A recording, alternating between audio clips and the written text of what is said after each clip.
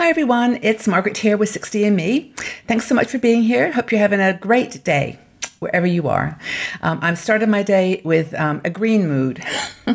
I'm having a green cup of tea, and I'm wearing a green top that I found at a charity shop in the UK, and also my little green necklace that I bought at our thrift store here. So I'm in thrift mode today, and I really had fun shopping in the UK because they have these wonderful places called charity shops, and they're for charities to have a free space on the high street to sell donated items. Now I got this top, and you can't really see the whole thing, but it's got like a little almost like a 1950s neckline. It's got a little button here, if you can see it right there. It's really, really cute. I love it. And when I was in the shop, I was like looking around and I was thinking green, and I saw this. It's a little bag. It's like a little shoulder bag, and it's vintage. I don't know where it came from, but isn't that a cool color? And so I picked that up, and I don't know if I'll ever wear it with this top because it's not really my style to wear a floral bag, but it's kind of cute. I might do. But that was so much fun. And that's the joy, I think, of looking for things either thematically, like I was looking for green that day. I just was in a green mood, and just having my eyes focused on that, I actually managed to see green everywhere. So that was really funny. But the thing that made me think of that today was the story that article I'm going to chat about, which is about color. And one of our bloggers, Carol Stanley, wrote this article on color, and I'm like probably like a lot of you. I love color. I love bold jewel colors. I wear like things that can be, you can put hot before it, like hot pink or hot orange, or I just love deep colors that have a vibrancy. And so I don't wear a lot of green, but I've got into green lately. I really, really do enjoy it. And she was saying in her article how color can really affect our moods. It can color our mood, quite literally. And Carol is a painter. She writes articles for you, for 60andMe community, but she also is a painter, and she makes tote bags as well. She's very, very multi-talented, but she talks about how her painting really is affected by her mood, and how we've got all kinds of things we have control over when we're getting a little bit older, like food we eat, the exercise that we do, our attitude to aging itself, but that we can actually do things physically to give our life kind of a resonance with who we are and how we're feeling. So she is a painter, and she actually in the article puts a picture that she recently drew. It's a very beautiful abstract. It's a woman's face, and it's just all the colors under the sun. It's really, really pretty. And, she said that this is for her, when she looked at it, that was an expression of how she was feeling that day. She was feeling vibrant and alive and full of life. And she said that because it's her passion, she tries to do it every single day. And in doing that, it's kind of like a thermometer or a barometer of her mood and her view on life.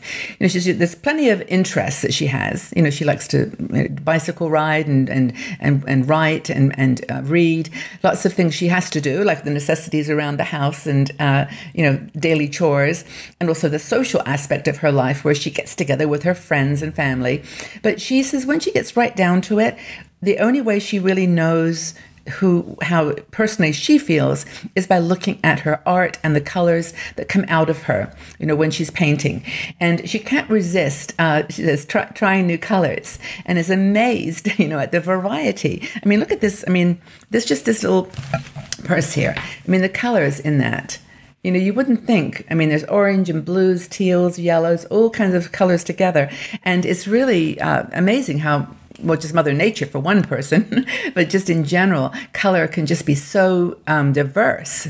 Look at the color wheel and the variations of tone and texture that you can get.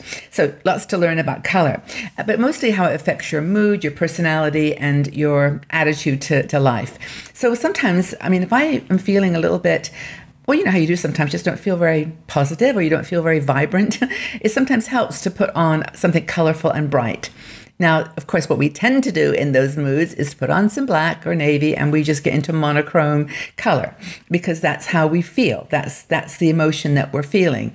But it can maybe just remind ourselves, put a bangle on or something that's colorful, that can actually just tweak something in the brain that says, think color, think vibrant, think differently. And for her, Carol says, and I have to, kind of agree with her here, that I'm a bit of a worrier. I worry about stuff. And, it's like, are you a worrier or a warrior? Well, I'm both. I do, like most of you, get on with stuff. And when things are on my mind, I don't let it. I try not to let them dwell on it. I will try not to worry. But Carol says, hey, when you get older, stuff has happened. You've got good reason to worry sometimes. You've seen how things ended. You've seen how problems and issues that were in the past, how they ended up. And sometimes, there's reason to worry. So it's very interesting when young people say, don't worry. You say, oh, it's cool, no problem. Then you think, wow, you're not 60 years old. You haven't seen all the things that I worried about that I tried not to, but they came through, not even in your own life. In the world, in politics, society, there are things that go on outside us that we have no control over. So worrying about some of those outcomes, it can be, what's the word? Not valid, but I can understand why we worry. But she says that when she worries about something, she will, just sit down and paint, let those colors come out on her paintbrush, and that somehow it makes her feel better. It reduces the worry. It reduces the anxiety. Have any of you ever had that same situation?